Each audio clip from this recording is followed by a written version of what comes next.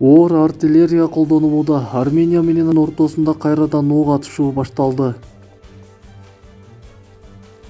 Армения менен Азербайжандын чек арасында кайрадан куралдуу кагылыш башталды. Бул тууралуу чет элдик басылмалар кабарбады. Маалыматка ылайык, окуя акыркы сааттарда башталган. Армениянын бийлиги Россия Федерациясына жана ЖККнун өкүлүнө жардам сурап кайрылды. Куралдуу кагылышта оор артиллерия колдонулуп жатканы айтылууда. Маалымат булагы Медиа Центр.